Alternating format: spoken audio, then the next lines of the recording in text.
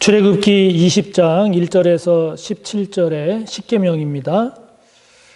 하나님이 이 모든 말씀으로 말씀하여 이르시되 나는 너를 애굽 땅 종되었던 집에서 인도하여 낸 내 하나님 여호와니라.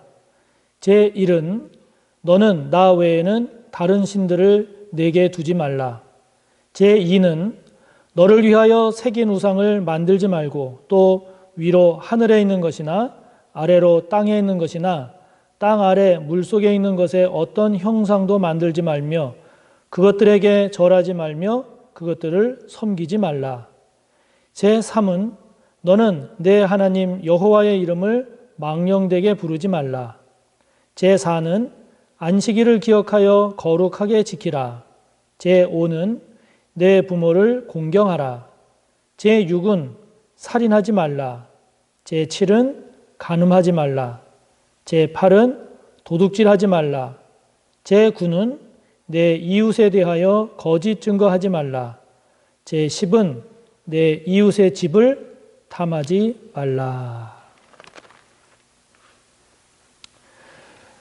그동안 우리는 십계명의 서론, 20장, 출애굽기 20장 1절 2절이죠. 서론과 그리고 하나님과의 관계에서 지켜야 할 계명, 첫 계명과 네 번째 계명까지 살펴봤습니다. 오늘은 십계명에 대한 마지막 세 번째 시간으로 그 뒤에 남은 계명, 즉 인간과의 관계에서 지켜야 할 계명, 다섯 번째 계명부터 열 번째 계명까지를 살펴보려고 합니다. 인간과의 관계에서 지켜야 할 첫 번째 계명, 즉 다섯 번째 계명, 제5계명이죠. 그것은 내 부모를 공경하라입니다. 이 계명은 인간과의 관계에서 지켜야 할 가장 중요한 것이, 가장 첫 번째가 바로 부모와의 관계요. 부모와의 관계에서 지켜야 할 가장 중요한 핵심적인 내용은 부모를 공경하라 하는 것입니다. 공경하라라고 하는 히브리어 카바드의 근본적인 의미는 무겁다입니다. 그러므로 부모를 공경한다라고 하는 것은 부모를 무겁게 여기는 것입니다. 즉 가볍게 여기지 않는 것이죠. 경멸하지 않는 것입니다. 저주하지 않고 무겁게 여기는 것, 즉 존중하는 것이 부모를 공경하는 것입니다. 부모를 공경하라라고 하는 이 계명은 이처럼 인간관계에서 첫 번째로 지켜야 할 그런 중요한 계명이면서 동시에 십계명을 전체로 놓고 보면 하나님과의 관계에서 지켜야 할 계명과 인간관계에서 지켜야 할 그 계명들을 연결하는 연결 위치에 있음을 알 수 있습니다. 이것은 부모를 공경한다라고 하는 것은 인간관계뿐만이 아니라 하나님과의 관계에서도 적용이 되는 매우 중요한 것이다 하는 것이죠. 무슨 의미인가? 부모를 공경하지 않는 자는 하나님도 제대로 공경할 수 없다는 것입니다. 부모가 지니는 가장 중요한 의미가 무엇입니까? 나에게 생명을 주신 분이다 하는 거예요. 즉 나에게 생명을 준 존재, 내 존재의 근원이다라고 하는 것인데 이것은 곧 하나님의 특징이기도 합니다. 하나님께서 이 세상을 창조하셨죠. 그렇기 때문에 하나님은 이 땅에는 모든 생명의 근원이 되십니다. 그렇듯 부모는 보이지 않는 하나님의 특징을 보이는 그런 인간의 모습을 나타내는데 그것은 바로 말씀드린 것처럼 나에게 생명을 준 존재, 나의 생명과 존재의 근원이 된다 하는 것이죠. 그런 눈에 보이는 그런 부모를 공경하지 않는 자는 보이지 않는 하나님을 결코 제대로 공경할 수 없다 하는 것입니다. 이처럼 내 부모를 공경하라라고 하는 것은 하나님을 공경하는 것과 이렇게 연결되어 있다 하는 것이죠. 그래서 하나님께만 붙일 수 있는 경외라고 하는 이 용어가 유일하게 사람에게 적용된 경우가 레위기 19장 3절에도 나오는 것처럼 내 부모를 경외하라 라고 할 때 쓰여집니다. 이 십계명에서도 하나님이라고 하는 이 단어가 이 제5계명, 즉 내 부모를 공경하라 라고 하는 이 계명까지만 이 하나님이라는 단어가 사용이 됩니다. 그리고 부모를 공경하는 자에게는 내게 준 땅에서 내 생명이 길리라 라고 하는 복을 약속한 유일한 계명이기도 합니다. 그만큼 하나님은 부모를 공경하는 것을 중요하게 여기십니다. 부모를 잘 공경함으로써 하나님께 칭찬 듣고 이 땅에서도 복받는 저와 여러분 모두가 꼭 되시기를 바랍니다. 이어지는 6번째 계명은 살인하지 말라입니다. 이 계명은 인간에게 있어서 가장 소중한 것은 바로 생명이다 하는 것이죠. 왜 인간에게 있어서 생명이 위협받으면 안 되는 인간이 그렇게 존귀한 존재인가? 그 이유는 인간만이, 사람만이 하나님의 형상대로 지음을 받았기 때문입니다. 그리고 그 인간의 생명은 하나님이 창조해 주셨고 하나님으로부터 공급받았기 때문에 하나님이 아닌 그 어떤 다른 존재, 심지어 자기 자신조차도 자신의 생명을 함부로 박탈할 수 없기 때문입니다. 그만큼 인간은 존귀한 존재입니다. 이 계명에서 더 중요한 것은 살인이라고 하는 것이 실제 행동으로 행하는 살인뿐만이 아니라 마음으로도 살인해서는 안 된다라고 하는 것이죠. 그래서 요한일서 3장 15절의 말씀처럼 형제를 미워하는 자마다 살인한 자다라고 하는 것입니다. 세상에서는 마음으로 미워하거나 마음으로 죽이는 것은 처벌되지 않습니다. 왜냐하면 사람의 마음속을 알 수 없기 때문이다라고 여기기 때문이죠. 그러나 하나님은 우리의 마음을 감찰하십니다. 주님은 우리의 마음을 아십니다. 그렇기 때문에 마음으로 미워하고 마음으로 살인하는 것은 이미 살인한 것과 같다라고 말씀합니다. 우리 그리스도인은 이 기준을 가지고 살아가는 사람들입니다. 살인은 언제나 마음에서 시작하기 때문에 우리가 마음으로 미워하고 마음으로 죽일 때 우리는 이미 살인한 것이다 라고 말씀하심을 잊어서는 안 됩니다. 그런 점에서 우리가 무의식적으로 저지르는 그런 살인 행위들이 있어요. 우리가 무의식으로 행하는 살인, 말로 살인을 합니다. 아우, 저 사람은 죽었으면 좋겠어. 저 사람은 죽지도 않네. 어쩌다가 저런 자식이 태어났지? 다 말로 사람을 죽이는 것입니다. 또한 글로 사람을 죽이기도 합니다. 인터넷이나 이른바 SNS를 통해서 글로 사람을 죽이죠. 악성 댓글이 얼마나 심한지 모릅니다. 글로 사람을 죽이는 행위입니다. 또한 잘못된 생각이나 편견으로 사람을 죽이는 경우도 있습니다. 요즘 코로나19로 인해서 유럽이나 아프리카 같은 그곳에서 아시아인에 대한 혐오, 그러한 뉴스들이 보도되곤 하지요. 외국인 혐오, 인종차별, 이와 같은 잘못된 생각이나 편견이 사람을 죽이기도 합니다. 그 외에도 불량식품을 만든다든지 부실공사를 한다든지 강과 공기를 오염시킨다든지 농약을 과다하게 뿌린다든지 이러한 모든 것들이 다 사람을 죽이는 것과 같은 그런 살인행위입니다. 하나님께서 살인하지 말라라고 하는 것은 결코 행동으로만 하는 것이 아니라 마음으로도 금지하고 계신 것임을 잊지 맙시다. 이어지는 7번째 계명은 간음하지 말라 하는 것입니다. 유황불 심판을 받은 소돔과 고모라도 그렇고 주후 79년에 화산 폭발로 멸망한 도시인 폼페이의 유적을 봐도 그렇고 바알과 아세라 등 가나안 종교들이 보여준 것을 봐도 그렇고 이 성적 타락이라고 하는 것은 개인이든 또는 국가든 멸망으로 치닫는 대표적인 현상들입니다. 이 계명은 살인하지 말라라고 하는 이 계명에서처럼 실제 간음하는 행위뿐만이 아니라 마음으로 행하는 간음까지도 이미 간음한 것으로 본다라고 하는 것을 잊어서는 안 됩니다.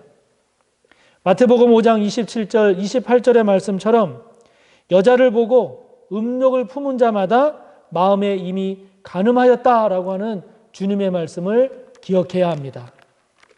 하나님은 누구든지 남의 아내와 간음하는 자, 곧 그의 이웃의 아내와 간음하는 자는 그 간부와 음부를 반드시 죽일지니라 라고 레위기를 통해 말씀하십니다. 탈무드에서도, 유대인들을 가르치는 탈무드에서도 절대로 정당화될 수 없고 용서받을 수 없는 3가지 죄를 이야기할 때 하나가 우상 숭배요, 또 하나가 고의로 사람을 죽이는 것이요, 그리고 또 하나가 바로 간음죄를 말합니다. 하나님은 이처럼 왜 간음을 엄하게 금하시는 것일까요? 그것은 먼저 간음은 자기 육체를 스스로 죽이는 행위이기 때문입니다. 고린도전서 6장 18절의 말씀처럼 음행을 피하라. 사람이 범하는 죄마다, 즉 다른 죄들은 몸 밖에 있거니와 음행하는 자는 자기 몸의 죄를 범하느니라. 이 말씀처럼 간음은 다른 죄와는 달리 자기 육체의 죄를 범하는, 그래서 자기 자신을 죽이는 행위이기 때문입니다. 또한 간음은 상대방을 죽입니다. 인격체로 보지 않게 합니다.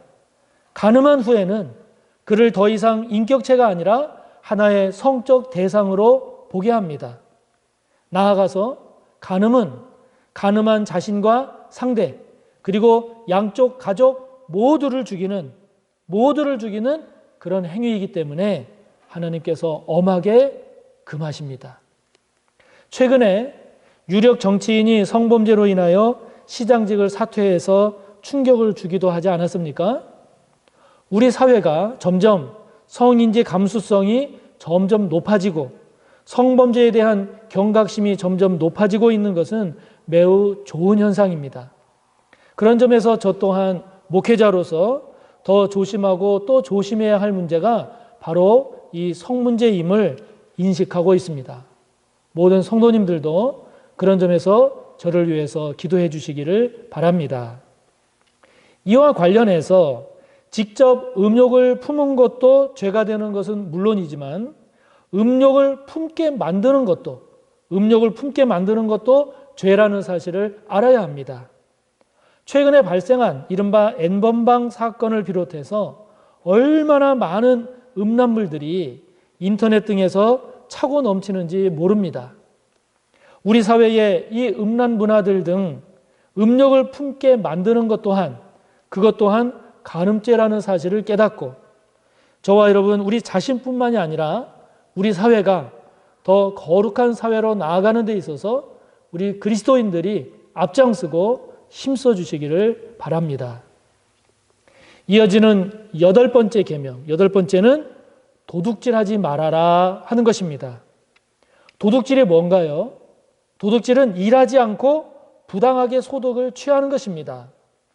소득은 일을 해서 얻어야지 일하지 않고 부당하게 소득을 취하는 것, 이것을 하나님은 도둑질로서 엄하게 금하십니다. 창세기 1장을 보면 하나님께서 천지를 창조하시죠. 그리고 나서 이어지는 말씀을 보면 창세기 2장 2절을 보면 하나님이 그가 하시던 일을 7째 날에 마치시니 그가 하시던 모든 일을 그치시고 7째 날에 안식하니라 그랬습니다. 즉 하나님은 일하시는 하나님이십니다. 하나님은 아담과 하와를 창조하신 후에 그들에게 에덴 동산을 주시면서 경작하고 다스리게 하셨어요. 즉 일하게 하셨다 하는 것입니다. 예수님도 요한복음 5장 17절을 통해서 하나님께서 이제까지 일하시니 나도 일한다 라고 하셨어요. 그러므로 일하는 것은 하나님의 모습이고 하나님께서 세우신 창조의 질서입니다. 따라서 일하지 않고 부당하게 소득을 취하는 것은 창조 질서를 부정하는 죄인 것입니다. 절대 부당하게 불법적으로 물질을 취하는 도둑질 인생이 되지 않기를 바랍니다. 또한 하나님은 다른 사람의 것을 도둑질할 뿐만 아니라 하나님의 것을 도둑질하는 경우도 있다라고 말씀하세요. 그것은 말라기 3장 8절을 통해서 말씀하시는데 11조와 11조 외에 하나님께 드릴 봉헌물 이것을 드리지 않는 것이라고 말씀하십니다. 결국 도둑질하지 말라라고 하는 이 계명은 바른 물질관을 가지라 하는 것이죠.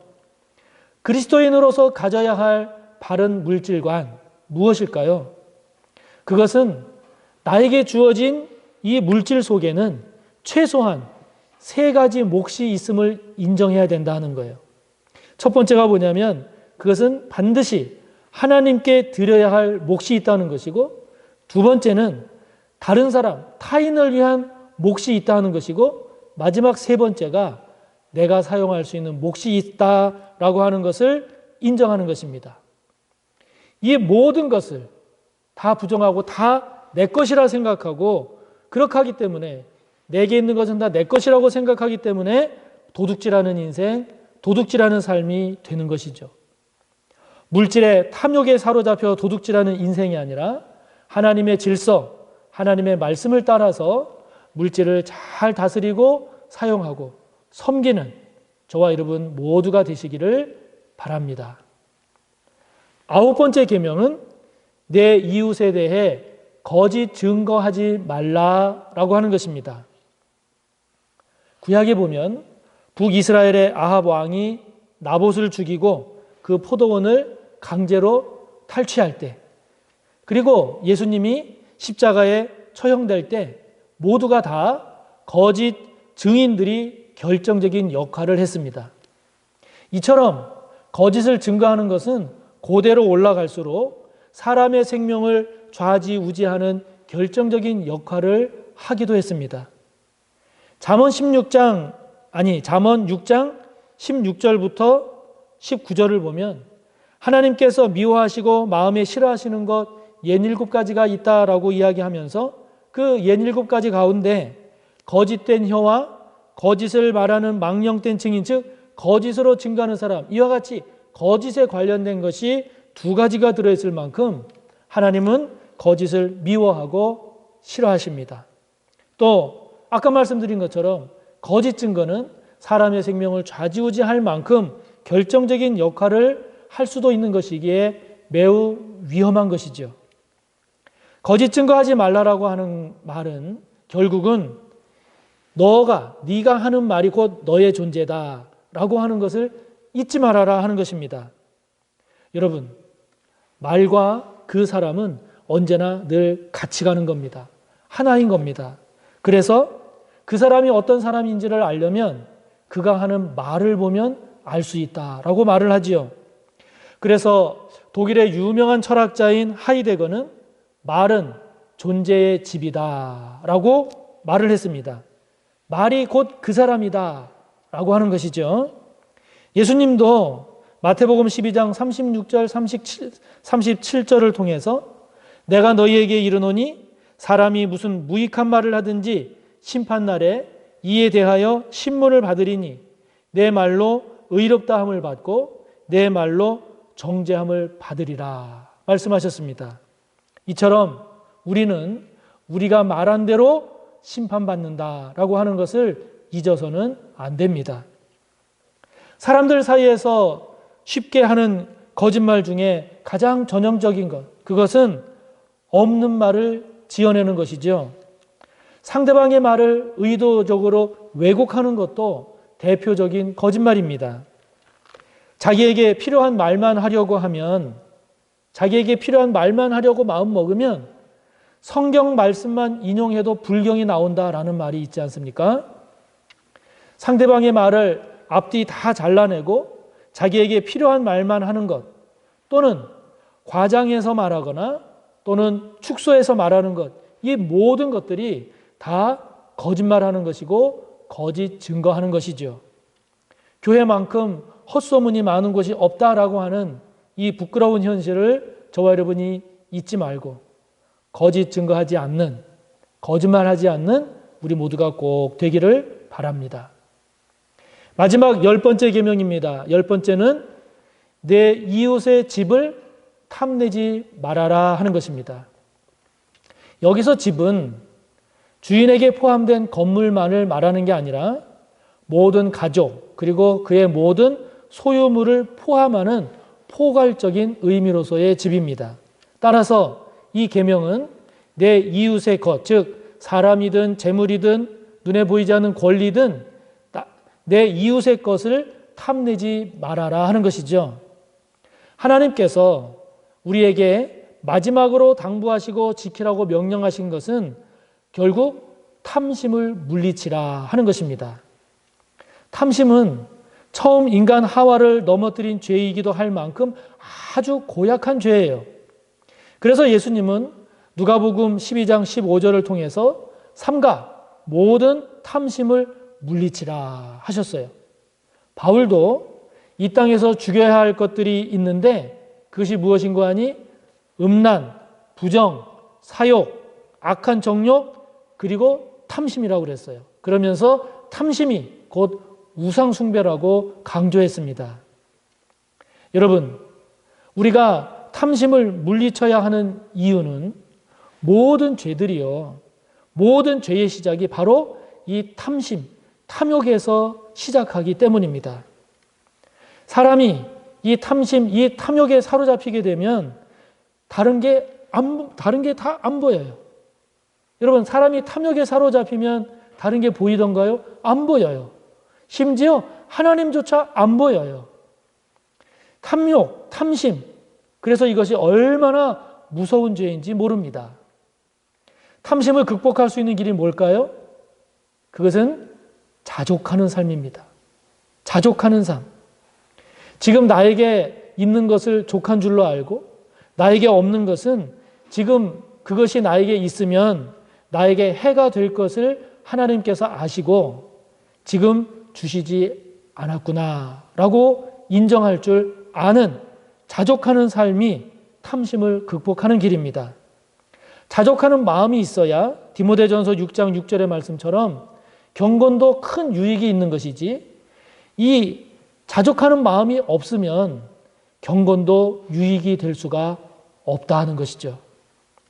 탐욕은 우리의 열정이나 또는 이루려고 하는 목표와 자주 혼동되기 때문에 이것이 탐욕인지 이것이 열정인지 구분이 안 되는 경우가 많습니다.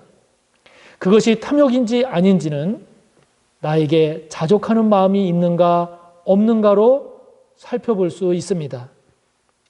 자족하는 마음 없이 끊임없이 가지려고 하고 자족하는 마음 없이 끊임없이 높아지려 하고 자족하는 마음 없이 끊임없이 이루려고 하면 그것은 탐욕일 가능성이 매우 높습니다.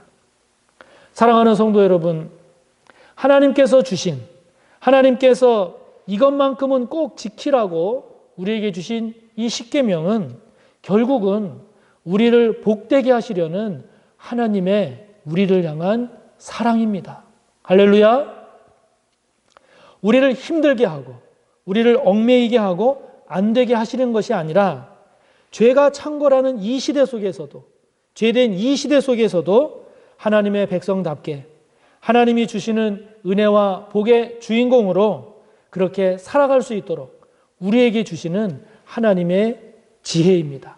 하나님의 지혜입니다. 저와 여러분 모두 우리를 향한 하나님의 그 깊고 뜨거운 그 사랑으로 가득한 이 십계명을 잘 묵상하고 잘 새기고 잘 음미함으로써 저와 여러분 모두가 아름답고 멋진 성숙한 그리스도인으로 살아가기를 간절히 바랍니다. 기도하겠습니다. 하나님 아버지, 십계명을 통해 저희들에게 전하고자 하시는 하나님의 마음을 품기를 원합니다.